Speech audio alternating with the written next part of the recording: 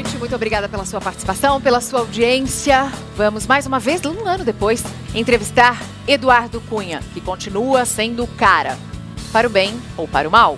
Um dos homens mais poderosos da República, ele conduziu a sessão que permitiu o prosseguimento do processo de impeachment da presidente Dilma. Cunha encara no STF uma ação penal que o transformou em réu. Acusado de quebra de decoro, ele fez a sua própria defesa no Conselho de Ética e deixou muita gente tentando entender, afinal, o que é um trust. Ele acredita que será absolvido por seus pares na Câmara, o que é bastante provável que aconteça mesmo.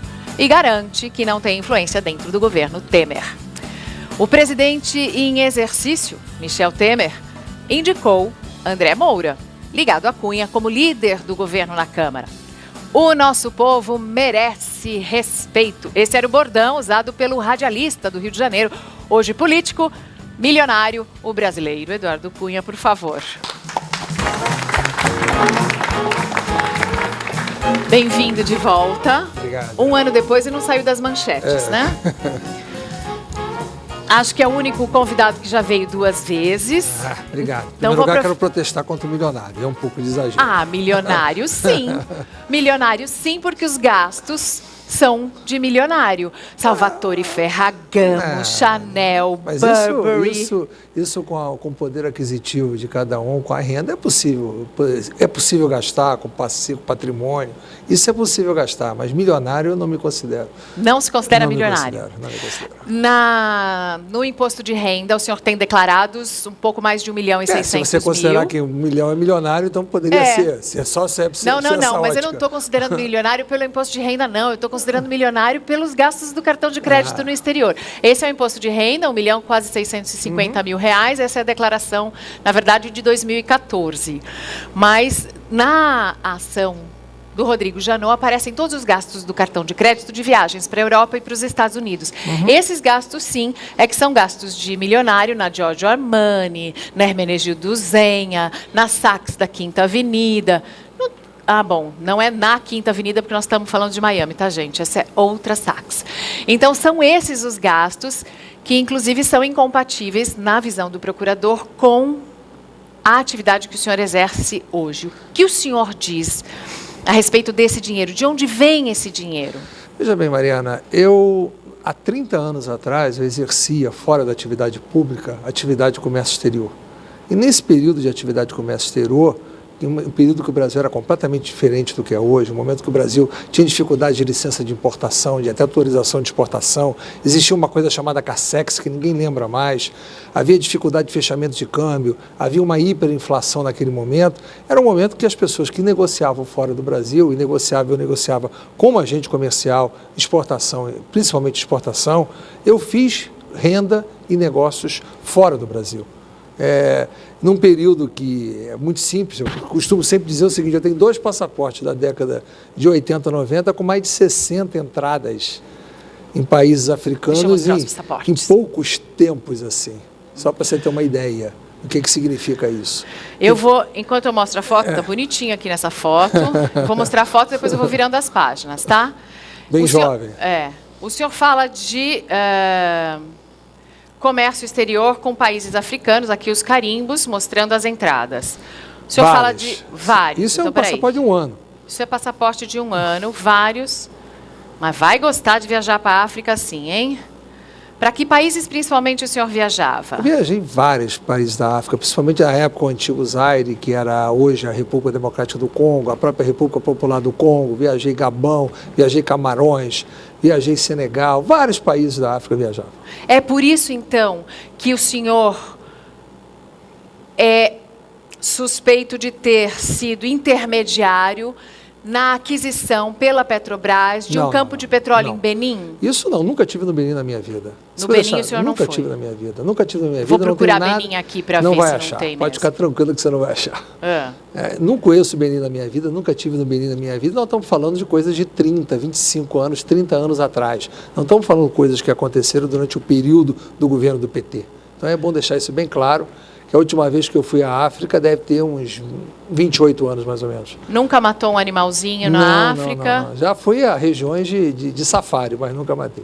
Que bom, não fez que nem o rei Juan Carlos, que matou um elefante. Eu vou devolver seus passaportes. Obrigado. Mas eu vou continuar com a pergunta sobre o campo de Benim, porque a acusação é do senhor ter recebido 5 milhões em propina para facilitar a aquisição desse campo de petróleo. Na verdade, são duas coisas completamente diferentes. Há um outro tipo de acusação que está em outra ação. Essa que está se falando do campo de Benim, isso aí já houve a apresentação da minha defesa. A minha defesa está muito clara, porque faz qualquer tipo de ilação, não tem nenhuma comprovação, é uma ilação feita pelo Procurador-Geral, sem qualquer indício, única e exclusivamente se baseando que o meu partido, o PMDB, teria indicado, através de terceiros, um diretor, e que esse diretor, alguém falou que sabia que eu tinha influência. É o Jorge Zelada. É, isso. Que foi efetivamente indicado naquela época pela bancada de Minas Gerais do meu partido. O senhor conhece o Jorge Zelada? Eu conheci na época, mas não o conheço. Não é? Conheci como conheci vários que foram diretores ou presidente da Petrobras ou ministro de Estado, conheci eventualmente, mas não tinha relação nenhuma, nem tive nenhuma influência na nomeação dele e nem foi o meu partido como um todo que teve a nomeação dele. Era uma parte da bancada do Estado de Minas Gerais que representava e que indicou esse cargo naquele momento. Isso é público, foi reconhecido por todos. Agora, daí a ilação, porque o PMDB, o meu partido, indicou um cargo e que aí eu, do Rio de Janeiro, não tendo nada a ver com a bancada de Minas Gerais, e que efetivamente aconteceu algum tipo de transação na Petrobras, e por influência de ter indicado, querer me atribuir o ato de ofício da corrupção é uma coisa demais. Isso apresentei a defesa. Porque assim, toda vez que a gente fala de Cunha, todo mundo fala, é um homem muito poderoso. Todo mundo fala que Eduardo Cunha é um homem poderoso. Poderoso dentro do PMDB, poderoso na política. Tem muita influência. E o senhor tem influência sobre o presidente Michel Temer? Nenhuma. Esse é um tipo de ilação que a gente vê essa semana se falar, nomeou fulano de tal, um advogado é o subchefe, o advogado que é advogado do PMDB há 10 anos, é advogado do próprio Michel Temer em ações próprias dele, é outro que virou ministro da Justiça, que foi meu advogado, Alexandre Moraes. Quem me apresentou o Alexandre Moraes foi o próprio Michel Temer, que inclusive me indicou para ele ser meu advogado no momento que eu precisei de um advogado naquele momento. Então, são pessoas... O senhor precisa de advogado? Porque parece que o senhor é o melhor de todos. Não, eu não sou nem advogado, eu sou economista. Nossa, mas para economista é um grande advogado. Mariana, tem que se entender o seguinte, o Michel Temer é o presidente nacional do meu partido, PMDB. Na medida que ele chegou a ocupar o maior cargo da República, e a equipe que está lá, são equipes que nós temos convivência há muitos anos. Então é natural que eu conheça ou que eu seja próximo de pessoas que estão sendo nomeadas, o que não quer dizer que tenha sido eu que fui nomeado. Por exemplo, a me acusaram até de nomear o chefe de gabinete do ministro Gedel, que trabalhava comigo na Câmara. Só que ele foi trabalhar comigo na Câmara indicado pelo próprio Gedel. Então, quando à medida que ele voltou para o governo, levou aquele que é uma pessoa da sua confiança para trabalhar com ele. Então, essas coisas são pessoas que a gente se relaciona. Isso não quer dizer que a gente tem influência. O que tem são pessoas realmente do meu convívio partidário, meu convívio político, que estão ocupando vários postos dentro do governo, é natural. É do seu convívio partidário, porque é de outro partido, mas é do seu convívio o André Moura? Olha, Mariana, essa história que o André Moura foi indicado por mim, ou colocado por mim como líder do governo, é outra fantasia. Veja bem, eu fui eleito presidente da Câmara pela maioria absoluta em primeiro turno com 267 votos.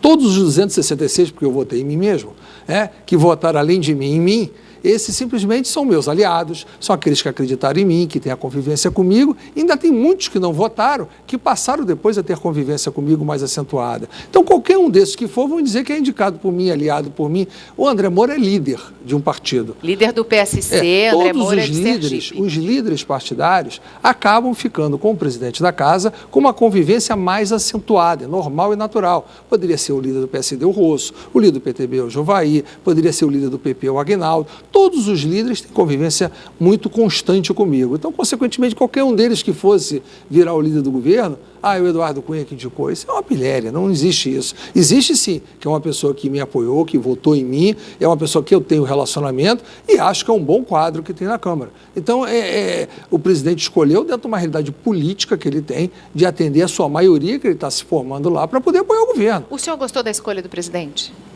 Veja bem, eu não costumo interferir, nem tenho o que comentar. Eu acho que é um bom nome, como poderia ser qualquer dos outros líderes. É normal que se tenha alguém que tenha trânsito. Realmente, o André tem trânsito dentro dessa base, que é a base majoritária da Câmara. Tá. O Valdir Maranhão, muitos deputados chegaram a pedir que ele renunciasse depois daquela tentativa de anular a sessão do impeachment da presidente Dilma Rousseff, a sessão que aprovou o andamento do processo do impeachment da presidente Dilma Rousseff. Só que se ele renunciasse, poderia haver uma nova eleição. Para o senhor é melhor que ele saia ou que ele fique? Não, se ele renunciar, vai ter outra eleição para o cargo dele de primeiro vice. O seu não está vago? Não, o meu não está vago. Eu estou afastado, não está vago. Então, ele poderia, se ele renunciasse, haveria uma eleição novamente para o primeiro vice, e esse primeiro vice é que ficaria interino no exercício da presidência da Câmara. Veja bem, o Valdir Maranhão, ele cometeu um erro, certamente, naquela decisão que ele tomou, a qual eu contestei naquele momento até de forma muito veemente. Eu achei que ele errou.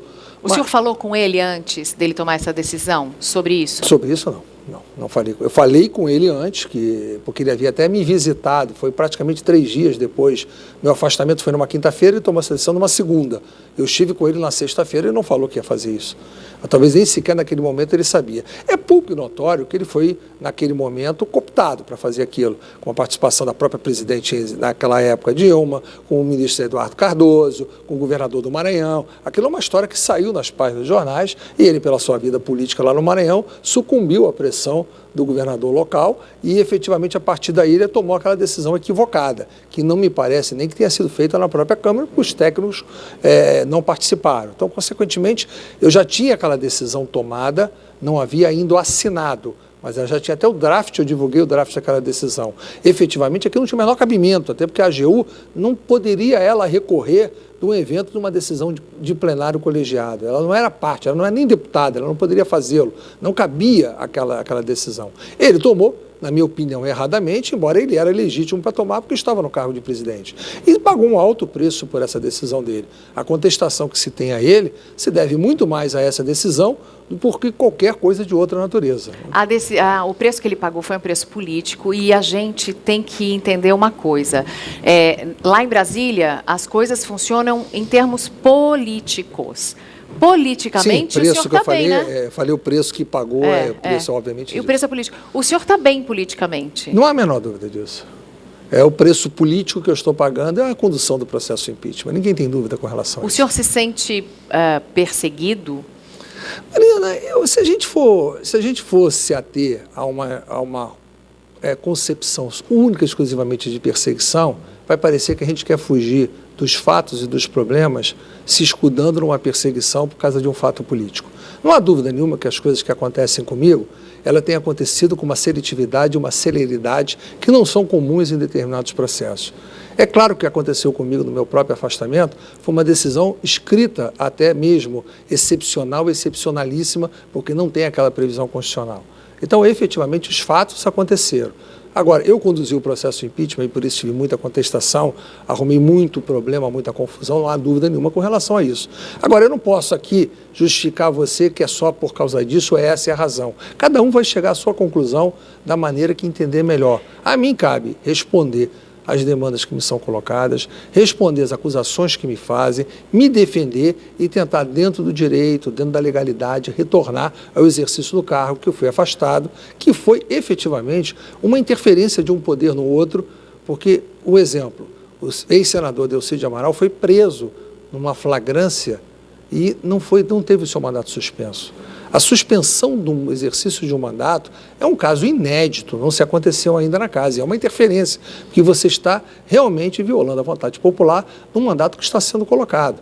Eu tenho um devido processo legal, eu tenho um devido processo interno dentro da Câmara dos Deputados, são circunstâncias que vão ser... E o senhor vai recorrer ao próprio STF, que votou por unanimidade pelo seu afastamento? Ele votou por uma decisão liminar, não por uma decisão definitiva. Ele confirmou uma liminar que foi concedida. Obviamente que eu vou recorrer, já estou apondo os embargos. Mas são as mesmas pessoas. Não, mas não são necessariamente os mesmos fatos que vão ser trazidos para apreciação, né? Há fatos que você tem que trazer. Há contradições enormes entre a decisão que vai ser colocada a nível constitucional. Por exemplo, nós já entramos, através de partidos que entraram, uma ação direta de inconstitucionalidade que foi protocolada, já está sob a relatoria de outro ministro, o ministro Fachin.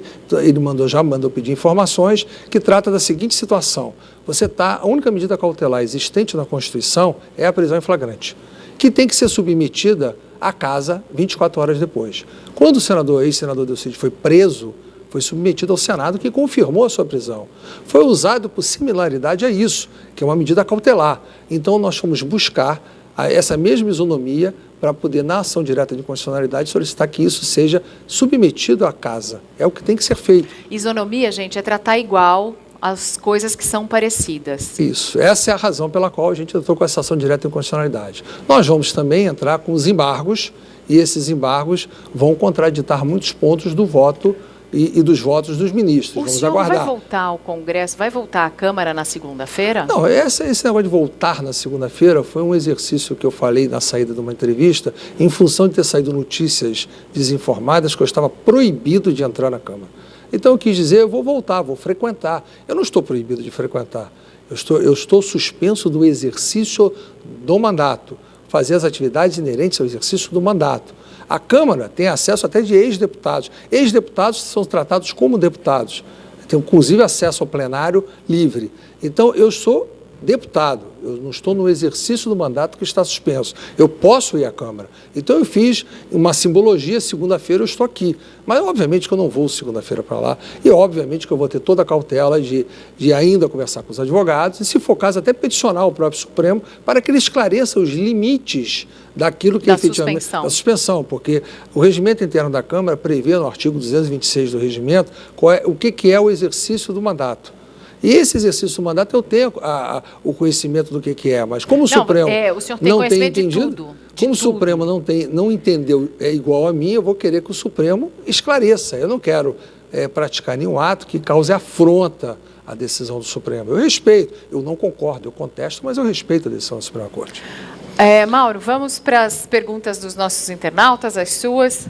Vamos, o senhor começou... Senão eu fico monopolizando aqui a entrevista. O senhor começou falando da origem dos recursos do senhor, dos negócios que o senhor fez nos anos 80, mas tem uma funcionária do Merrill Lynch, onde estão ou estavam os seus trusts.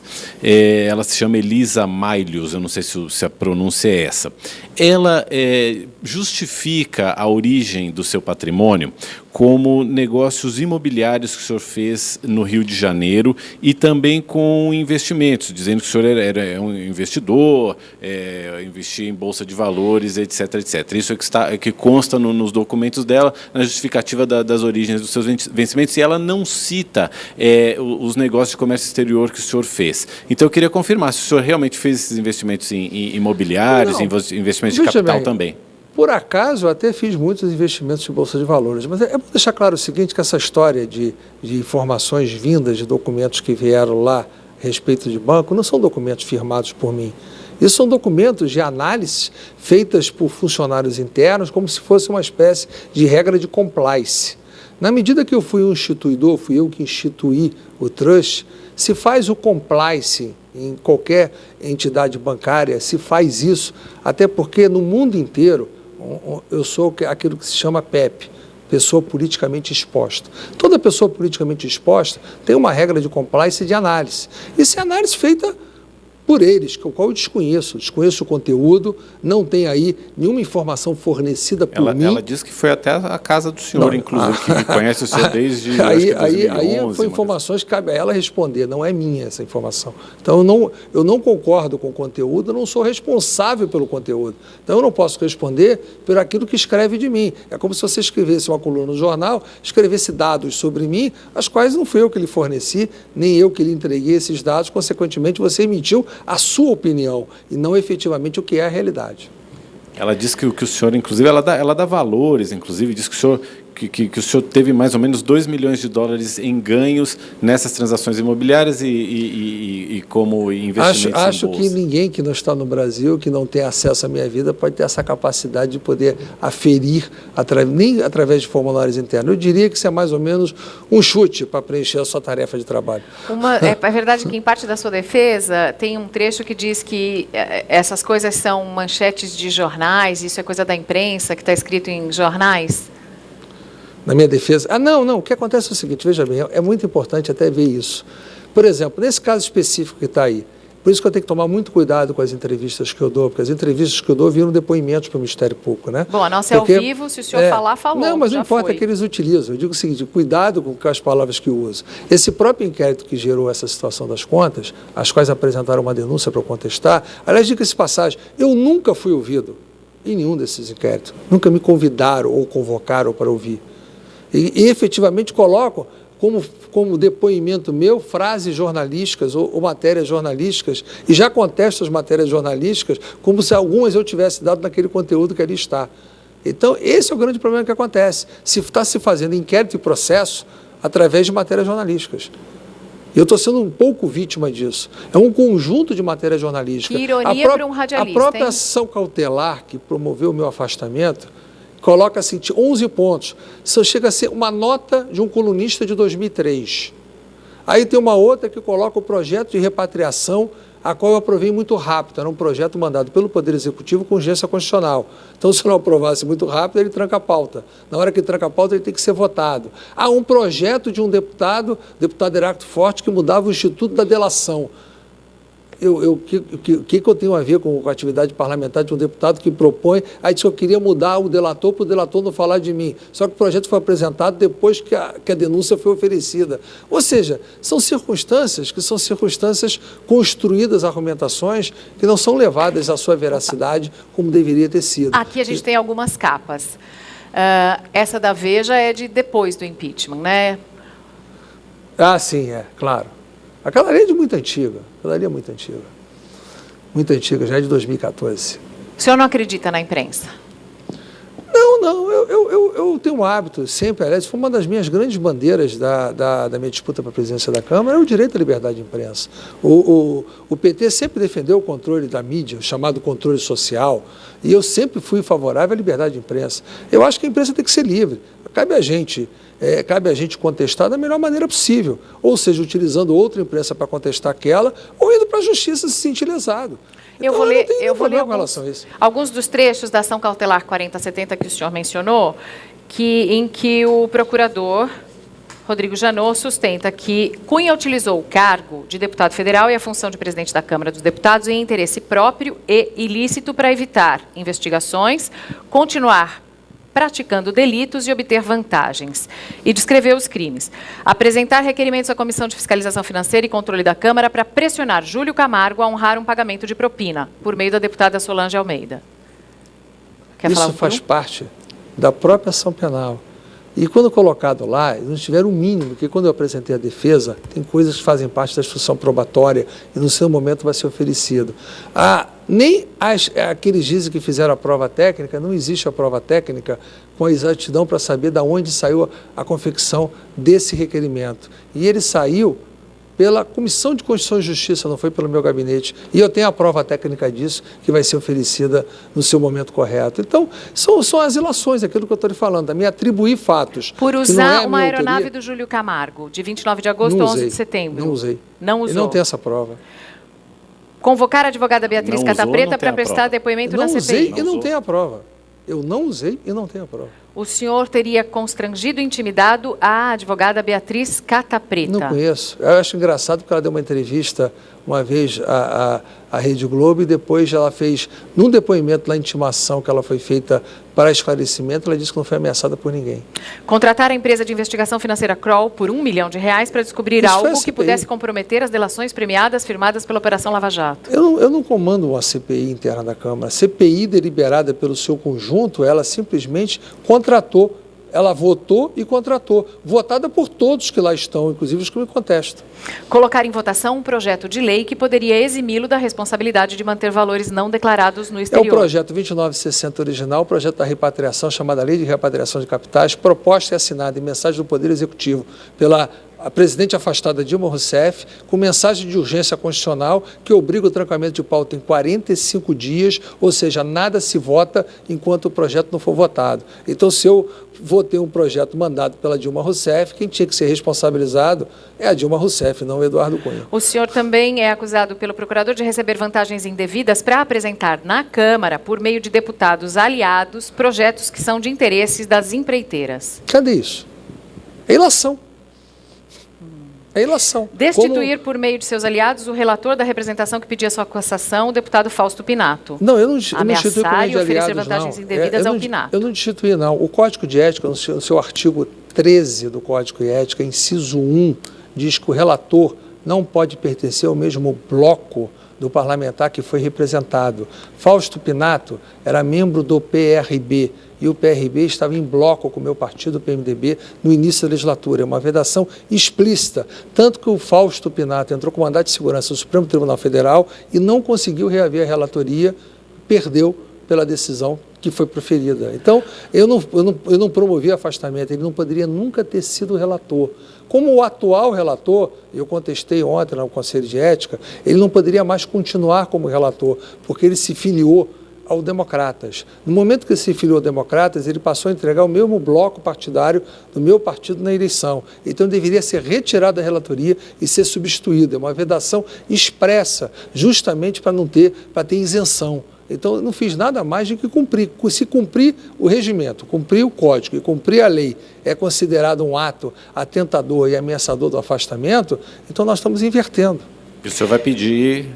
Eu já ontem, no meu depoimento, quem assistiu no Conselho de Ética, a minha primeira fala foi impugnando o relator, dizendo que ele não poderia mais continuar como relator. Já avisei que no recurso que farei depois à Comissão de Constituição e Justiça, ao fim do processo do Conselho de Ética, eu vou arguir a nulidade dos atos dele praticados desde o dia que ele se filiou a Democratas. Ele não poderia continuar como relator. Essa é a verdade. O que está acontecendo é que o Conselho de Ética virou um grande palco, onde aqueles que são parlamentares inexpressivos, sem nenhuma possibilidade de acesso aos holofotes, passaram a ficar aos holofotes em função do representado ser o presidente da casa.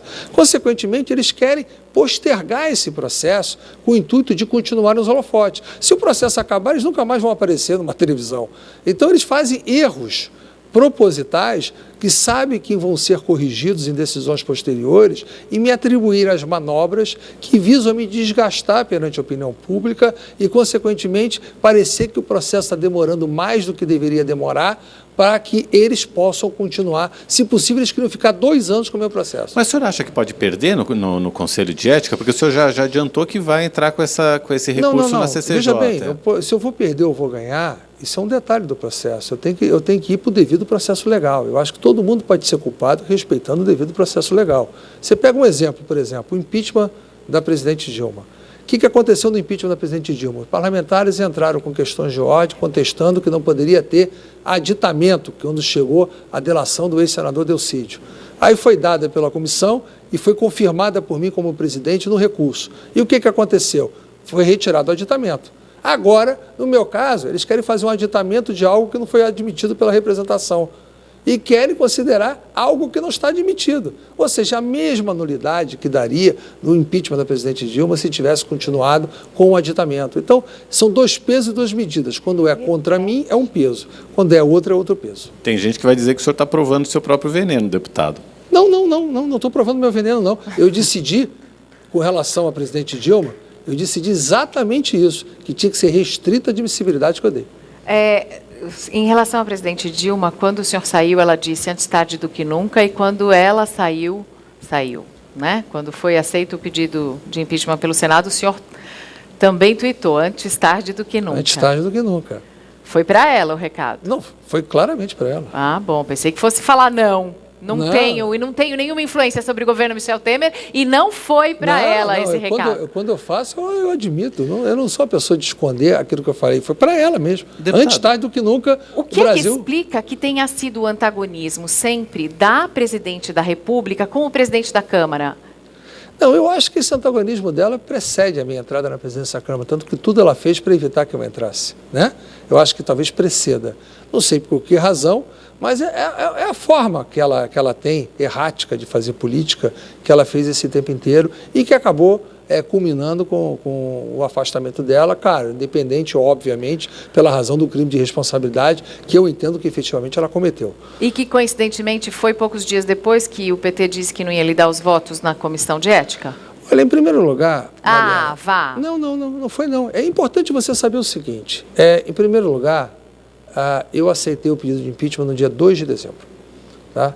Eu tinha dado entrevista pública, coletiva, na semana anterior, que eu iria até o dia 30 de novembro, eu iria apresentar os pareceres dos impeachments que faltavam. Dia 30 de novembro era um domingo.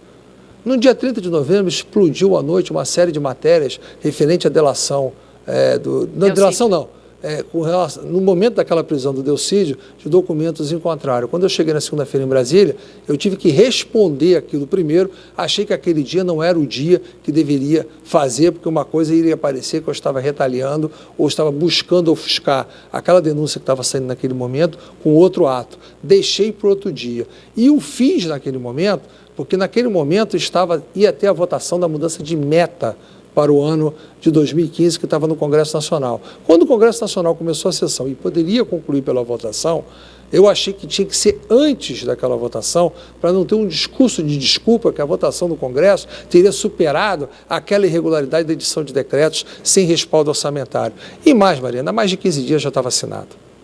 Eu já tinha deixado assinado há mais de 15 dias na mão do secretário-geral da mesa, simplesmente dizendo para ele, se acontecer alguma coisa comigo, porque ameaças chegaram muitas, se acontecer alguma coisa comigo, você publique.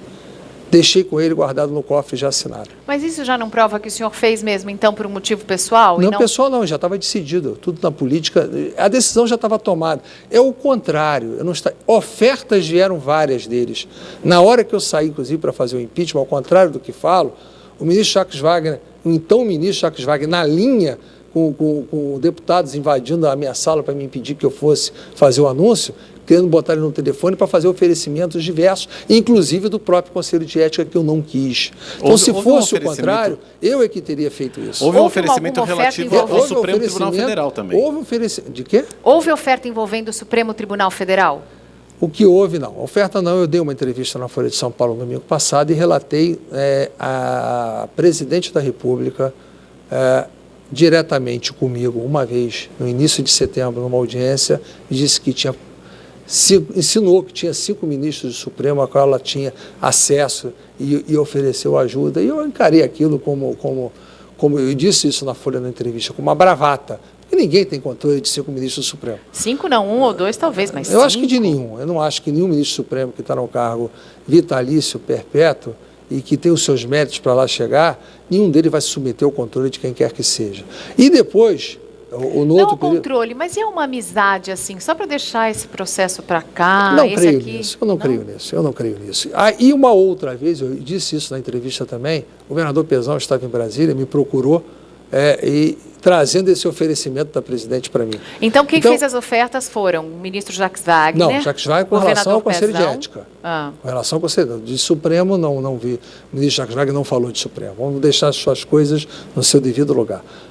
A presidente falou dos ministros do Supremo e o governador Pezão, como emissário da presidente, a mesma coisa. Então, ambas eu desconsiderei. Eu nem quis saber o que poderia, o que não poderia fazer, porque eu não acredito nisso. Então, como eu não acredito, eu não ia dar curso, eu acho que eu já não sou tão infantil assim para acreditar em conta carochinha. A presidente Dilma mantém o discurso de que o impeachment foi golpe. Eu vou deixar o senhor beber um gole d'água, eu também vou beber. De que o discurso de que o impeachment foi um golpe. Mas não um golpe do Michel Temer. O capitão do golpe, usando as aspas aqui desse programa, de Ciro Gomes. O capitão do golpe é Cunha. Olha... Temer que é um homem de Cunha, disse ele. Deixa bem, Mariana, eu acho que pode ser que tenha tido um golpe no Brasil, mas foi um golpe de sorte, que a gente conseguiu se livrar da Dilma e do PT de uma vez só. Eu queria voltar um pouquinho no momento do rompimento do senhor com o PT, que foi mais por meio do ano passado. O senhor ontem, no Conselho de Ética, o senhor chegou a mencionar que o senhor rompeu com o governo Dilma, porque o senhor não concordava mais com a postura que principalmente o então ministro da Justiça, José Eduardo Cardoso, vinha adotando em relação ao senhor. E, a partir daí, começaram a surgir as pautas-bombas, começaram a surgir as medidas que o governo mandava para o Congresso já não eram mais aprovadas. O senhor, por acaso, não teria usado um problema, uma questão pessoal sua e agido institucionalmente contra o governo para resolver uma questão pessoal? Bom, Mauro, em primeiro lugar, eu não posso concordar que... Eu posso até falar do rompimento especificamente, eu falo, mas eu quero primeiro discordar frontalmente dessa história de pauta-bomba. Não teve pauta-bomba colocada por mim nenhuma. E não há uma medida do governo que eu não tenha colocado em votação. Todas. Inclusive esse que eu sou acusado de andar rapidamente, que é o projeto da repatriação, porque esse a presidente me procurou, anteriormente ao envio do projeto, disse que ia enviar o projeto e pediu que ela precisava dos recursos para o orçamento desse ano, e entraram recursos grandes. Tinha uma discussão que um senador do PSOL tinha apresentado o projeto pelo Senado e esse projeto a Câmara não iria aprovar. Então ela mandou por mensagem do Poder Executivo com urgência constitucional. Então todas as propostas que ela colocou, ou pediu, ou mandou para o Congresso foram submetidas à votação. O que se fala de pautas bombas foram em medidas provisórias mandadas pelo próprio governo, emendas que foram colocadas e o governo perdeu, porque a sua base já era uma base minoritária dentro do Congresso. Ela foi obrigada a vetar. Então, isso aconteceu e aconteceria em qualquer circunstância, não por causa do presidente da Câmara, porque o governo não tinha base. Tanto o governo não tinha base que o candidato que me enfrentou para a presidência da Câmara fez 136 votos. E o impeachment, na hora do impeachment, ela teve 137 votos. É a mesma base. A base da presidente não existia desde o início desse segundo mandato. Então, a razão é essa. A pauta-bomba prolifera, ou melhor, não é a pauta-bomba. As medidas que foram aprovadas circunstancialmente dentro de medidas do próprio governo foram em função da sua ausência de base. Com relação ao rompimento, eu rompi com o governo na medida em que vi a atuação clara do governo, principalmente do ministro da Justiça, que acredito que estava agindo em nome do governo, de tentar, não só abrir várias questões de fiscalização em cima de mim na pessoa física, interferir para que houvesse a antecipação da apresentação de denúncia contra mim. Eu falei isso tudo naquele momento. Talvez eu tivesse errado em publicamente ter dito o rompimento, embora eu ressalve sempre que eu fiz aquilo como um militante partidário do meu partido, que como presidente da Câmara, eu continuaria presidente da Câmara atuando com isenção. Mas como membro do PMDB, eu ia defender que o PMDB saísse do governo, o que acabou acontecendo 6 meses depois. Eu estava antevendo aquilo que ia acontecer, que uma parte do PMDB já estava querendo sair do governo da presidente Dilma naquele momento.